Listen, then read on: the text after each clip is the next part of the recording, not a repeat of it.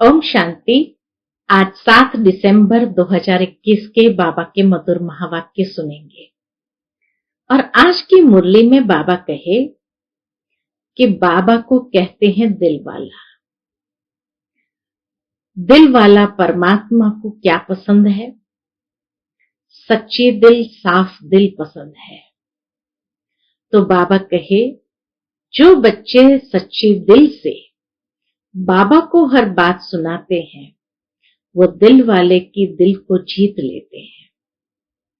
साथ ही साथ बाबा कहे कि सत्युगी दुनिया में पद का आधार क्या है? पद का आधार है पवित्रता। जितना पवित्रता को पालन करते हैं उतना सतयुग में उच्च पद के अधिकारी बन जाते हैं। बाबा कहे यहाँ पढ़ाई पढ़ते पढ़ते अगर कोई पतित बने तो फिर वो भले क्लास में न आए, उसकी परवाह नहीं करनी है। आज बाबा धर्मराज के रूप में बच्चों को सुनाते हैं। सुनते हैं बाबा के मधुर महावाक्य। ओम शांति। मीठे बच्चे, दिल वाला बाप आया है तुम बच्चों की दिल लेने, इसलिए साफ दिल बनो। आज की मुरली से प्रश्न है, सत्युगी पद का मदार मुख्य किस बात पर है? उत्तर है पवित्रता पर। मुख्य है ही पवित्रता। सेंटर पर जो आते हैं उनको समझाना है। अगर पवित्र नहीं बनेंगे तो नॉलेज बुद्धि में ठहर नहीं सकती। योग सीखते सीखते अगर पतित बन गए तो सब कुछ मिट्टी में मिल जाएगा। अगर कोई पवित्र नहीं रह सकते तो भले क्लास में न आए, परवाह नहीं करनी है। जो जितना पढ़ेंगे पवित्र बनेंगे उतना धनवान बनेंगे। पवित्रता से ही सतयुगी राजाई पद प्राप्त होता है। आज की मुरली से पहले गीत बजा है, आखिर वह दिन आया आज। ओम शांति। रूहानी बच्चे जानते हैं कि अभी वह दिन फिर आया है। कौन सा? यह तो सिर्फ तुम बच्चे ही जानते हो कि भारत में फिर से स्वर्ग के आदि सनातन देवी देवता धर्म की स्थापना हो रही है, अर्थात लक्ष्मी नारायण का राज्य स्थापन हो रहा है। तो बच्चों को कितनी खुशी होनी चाहिए।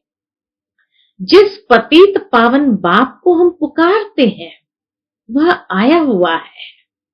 वही लिबरेटर गाइड है अथवा दुख हरता सुख करता है। एक बार लिबरेट किया फिर फंसे कैसे? एक बार बाबा ने आकर लिबरेट किया फिर फंसे कैसे? ये किसको भी पता नहीं। ऐसे पत्थर बुद्धि मनुष्य को समझाने में कितनी मेहनत लगती है। ड्यूटी भी देखो कैसी रखी है। बाबा कहे ड्यूटी भी देखो बाबा की कैसी रखी है।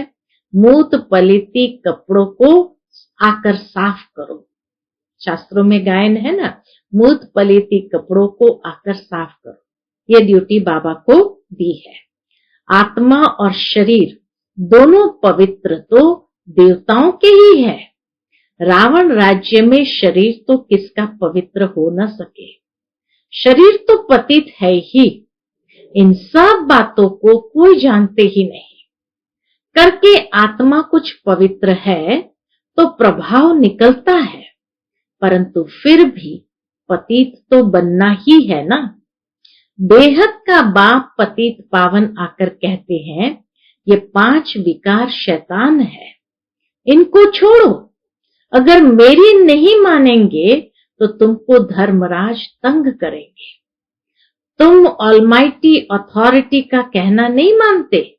बाबा कहे तुम ऑलमाइटी अथॉरिटी का कहना नहीं मानते हो तो धर्मराज बहुत कड़ी सजा देंगे, है ना। आज धर्मराज बाबा जैसे मुरली सुना रहे हैं, तो इसीलिए बाबा कहे अगर तुम मेरी नहीं मानेंगे तो तुमको धर्मराज तंग करेंगे। तुम ऑलमाइटी अथॉरिटी का कहना नहीं मानते हो तो धर्मराज बहुत कड़ी सजा देंगे। बाप आया है पावन बनाने।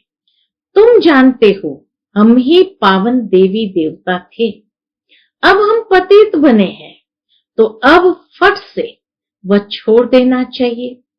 देह अभिमान भी शैतान की मत है। देह अभिमान भी शैतान की मत है, वह भी छोड़ना पड़े।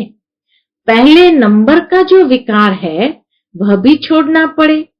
वह दिन भी आएगा जो बाप के साथ इस सभा में कोई पतित बैठ नहीं सकता, किसको भी अलाउ नहीं करेंगे। मूत पलिति को निकालो बाहर।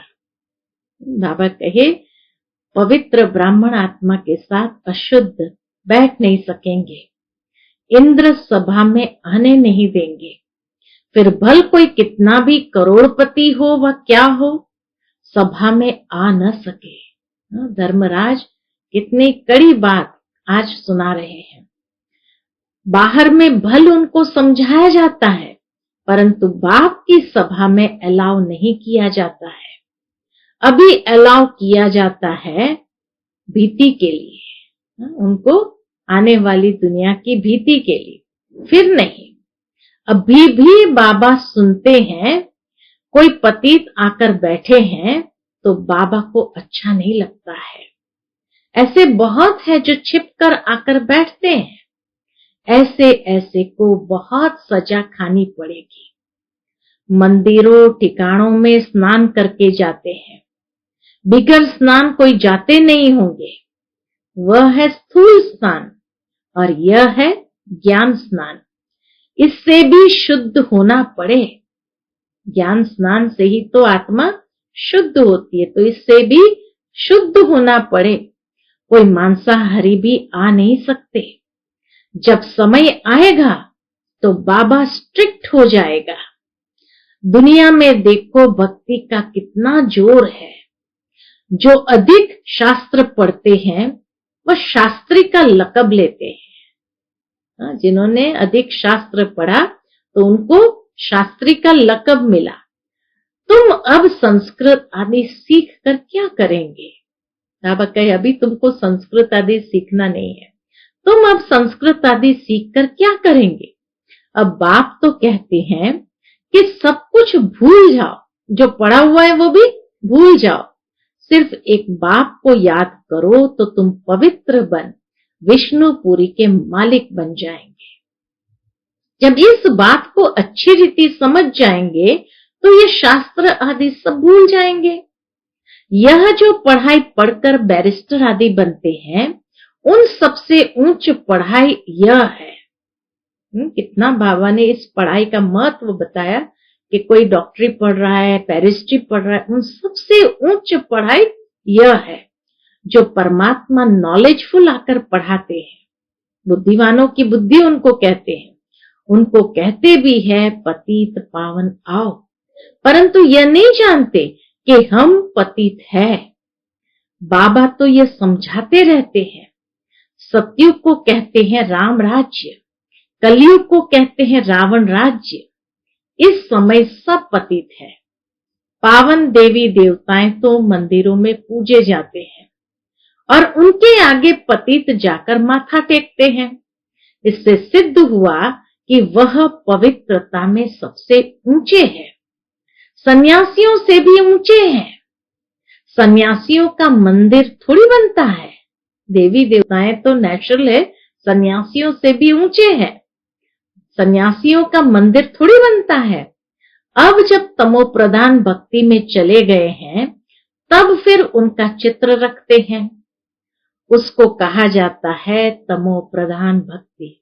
अभी तो मंदिरों में किन किन का चित्र रखा जाता है, अभिनेताओं का भी रखा जाता, तो सन्यासियों का भी रखा जाता, तो उसको कहा जाता है तमो प्रधान भक्ति। मनुष्य की पूजा, 5 तत्वों की पूजा। जब सतो प्रधान भक्ति थी तो एक की पूजा होती थी, उसको कहा जाता है अव्यभिचारी भक्ति। देवताओं को भी ऐसा उसने ही बनाया है, शिव बाबा ने ही बनाया है, तो पूजा भी होनी चाहिए एक की। परंतु यह भी ड्रामा बना हुआ है, सतो प्रधान सतो रजो तमो में आना ही है। यहां भी ऐसे हैं, कोई सतो प्रधान बन जाते हैं, कोई सतो कोई रजो तमो, बाबा कहे कोई सतो प्रधान बन जाते हैं, कोई सतो तक पहुंचते, कोई रजो कोई तमो। सतयुग में फर्स्ट क्लास सफाई रहती है, वह शरीर का तो कोई मूल्य रहता नहीं, बिजली पर रखा और खलास।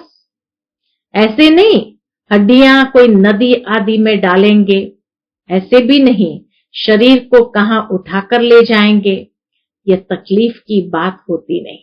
सतयुग की रस्म रिवाज बाबा बताते कि वहां पर ये जलाना या उसको नदी पर बहाना, बाबा कहे ये जरूरत नहीं। ऐसे नहीं शरीर को कहां उठाकर ले जाएंगे, यह तकलीफ की बात होती नहीं। बिजली में डाला खलास। यहां शरीर के पिछाड़े कितना मनुष्य रोते हैं, याद करते हैं, ब्राह्मण खिलाते हैं, वहां यह कोई भी बात नहीं होगी। बुद्धि से काम लेना होता है, वहां क्या क्या होगा, स्वर्ग तो फिर क्या, यह है ही नर्क। झूठ खंड तब गाया हुआ है, झूठी काया झूठी माया झूठा सब संसार। गवर्नमेंट कहती है गौ कोष बंद करो, उन्हों को लिखना चाहिए पहले यह कोष है बड़ा भारी, पहले यह कोष है बड़ा भारी, एक दो पर काम कटारी चलाना, यह कोष बंद करो। यह काम महाशत्रु है, आदि मध्य अंत दुख देते हैं, उस पर जीत पहनो। तुम पवित्र बनो तो पवित्र दुनिया के मालिक बनेंगे। वहां देवताओं का न्यू ब्लड है, वह कहते हैं बच्चों का न्यू ब्लड है, परंतु यहां नया ब्लड कहां से आया, यहां पुराना ब्लड है। सतयुग में जब नया शरीर मिलेगा तब नया ब्लड भी होगा। ये शरीर भी पुराना तो ब्लड भी पुराना। अब इनको छोड़ना है और पावन बनना है, सो तो बाप के सिवाय कोई बना न सके। सबका धर्म अलग अलग है और हर एक को अपने धर्म का शास्त्र पढ़ना है। संस्कृत में मुख्य है गीता। बाबा कहते हैं मैं संस्कृत थोड़ी सिखाता हूं, बाबा कहते मैं संस्कृत थोड़ी सिखाता हूं, जो भाषा ये ब्रह्मा जानता है मैं उसमें ही समझाऊंगा। मैं अगर संस्कृत में सुनाऊं तो यह बच्चे कैसे समझे। यह कोई देवताओं की भाषा नहीं है, संस्कृत कोई देवताओं की भाषा नहीं है, वो द्वापर से आरंभ हुई है। कभी कभी बच्चियां आकर वहां की भाषा बतलाती है सतयुग की। ये भाषाएं सीखने से शरीर निर्वाह अर्थ कोई लाख कोई करोड़ कमाते हैं। यहां तुम कितनी कमाई कर रहे हो, तुम जानते हो सतयुग में हम महाराजा महारानी बनेंगे। जितना जास्ती पढ़ेंगे उतना जास्ती धनवान बनेंगे। गरीब और शाहूकार में फर्क तो रहता है ना। सारा मदार है पवित्रता पर। सेंटर पर जो आते हैं उनको समझाना है, अगर पवित्र नहीं बनेंगे तो नॉलेज बुद्धि में ठहरेगी नहीं। 5-7 रोज आकर फिर पतित बने तो नॉलेज खत्म। योग सीखते सीखते अगर पतित बने तो सब कुछ मिट्टी में मिल जाएगा। अगर कोई पवित्र नहीं बन सकता है तो भले ना आओ, परवाह थोड़ी रखनी चाहिए। जन्म जन्मांतर के पापों का बोझा सिर पर है, सो बिगर याद के कैसे उतरेगा। गाया भी हुआ है सेकंड में जीवन मुक्ति, जो बाप कहे सो करना है। सारी दुनिया बुलाती तो है, हे पतित पावन आओ। हम पतित है परंतु पावन कोई बनते ही नहीं है, तो वापस भी कोई जा नहीं सकते। वे लोग ब्रह्म को परमात्मा समझ याद करते हैं। यह ज्ञान ही किसको नहीं तो परमात्मा क्या है। बाबा कहिए ज्ञान ही किसको नहीं कि आखिर परमात्मा क्या है। ब्रह्म कोई परमात्मा नहीं है, न ब्रह्म में कोई लीन हो सकता है। फिर भी पुनर्जन्म में तो सबको आना ही है, क्योंकि आत्मा अविनाशी है। वह समझते हैं। बुद्ध वापस चला गया, परंतु उसने जो स्थापना की तो जरूर पालना भी करेंगे। नहीं तो पालना तब कौन करेंगे? जिसने स्थापन किया वही पालना भी करेंगे, नहीं तो पालना कौन करेंगे? वह वापस कैसे जा सकते हैं? तुम ऐसे थोड़ी कहते हो कि हम मुक्ति में जाकर बैठ जाएं। तुम जानते हो हम अपना धर्म स्थापन कर रहे हैं, फिर पालना भी करेंगे। देवी देवता धर्म की स्थापना की, फिर सतयुग में जाकर उसी धर्म की पालना भी करेंगे। वह पावन धर्म था, अब पतित बन पड़े हैं।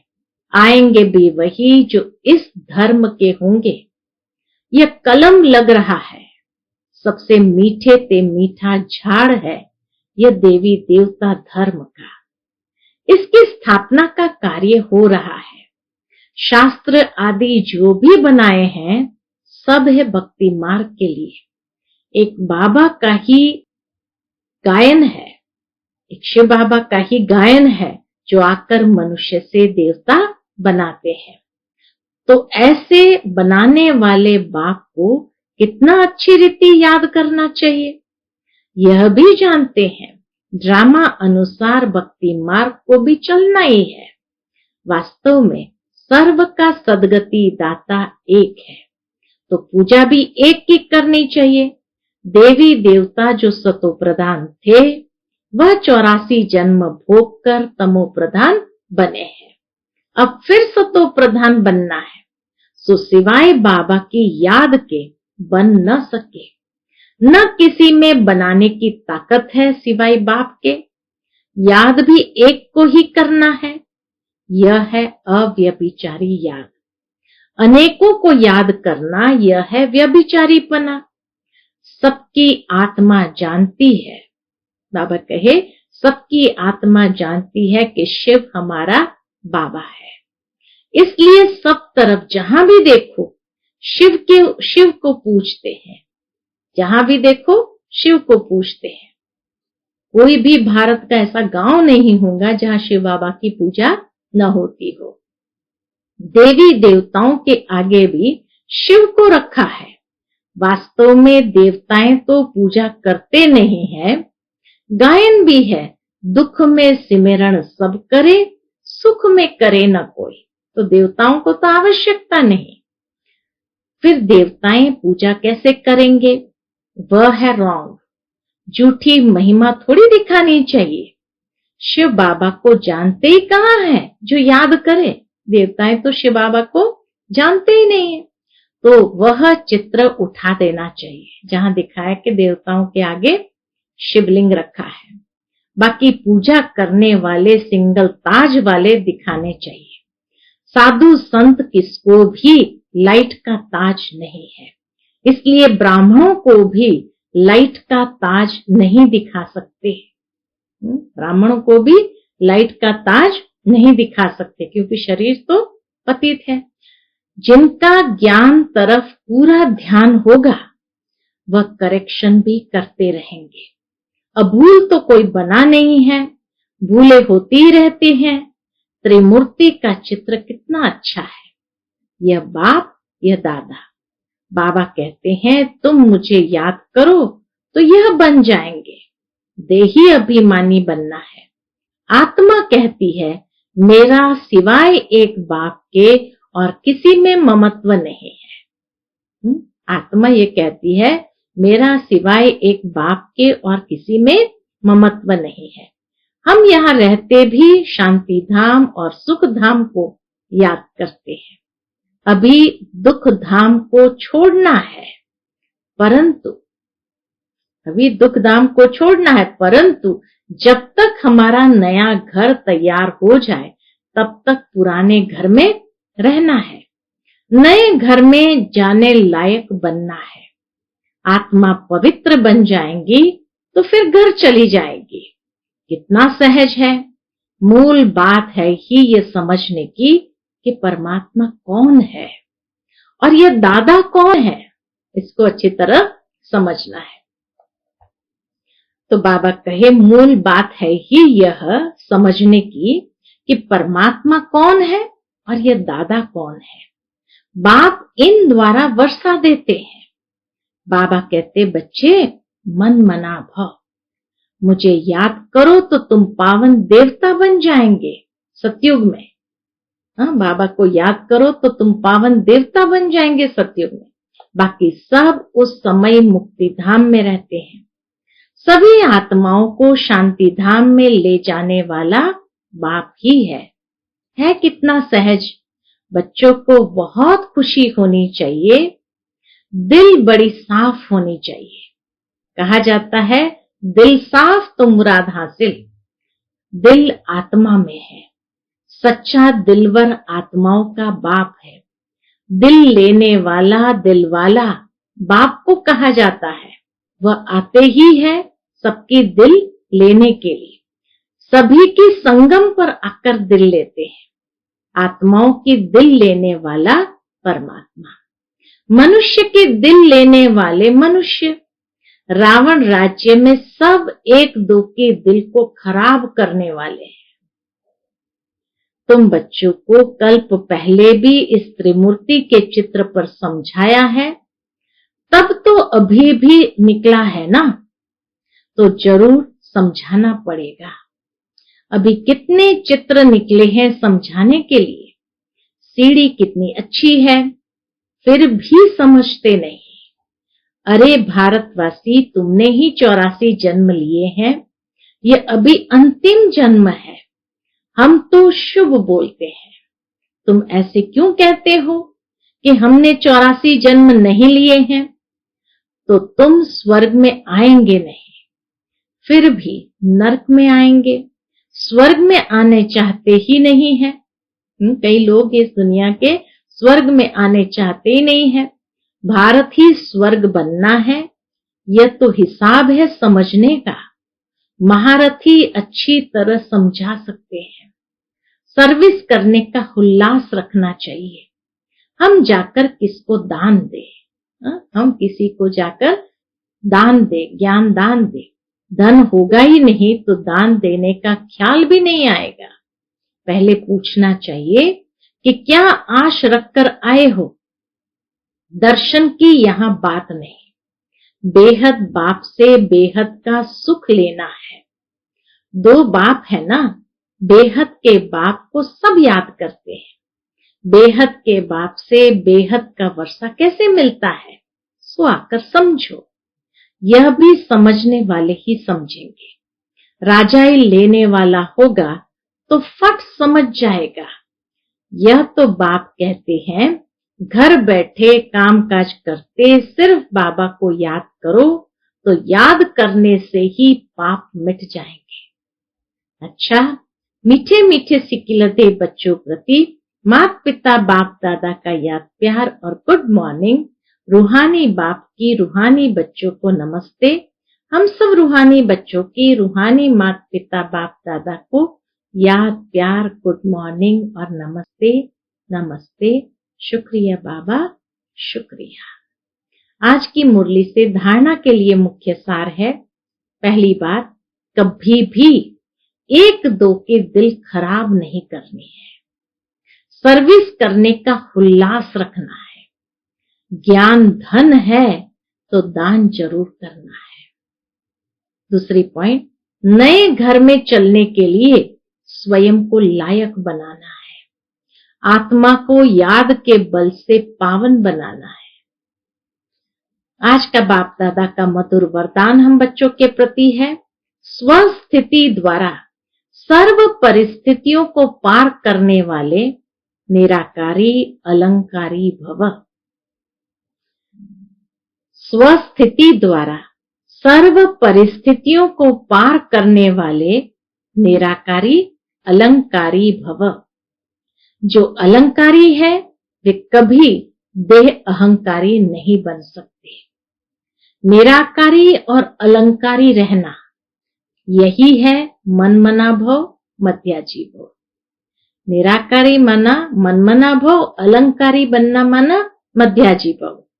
जब ऐसी स्वस्थिति में सदा स्थित रहते तो सर्व परिस्थितियों को सहज ही पार कर लेते।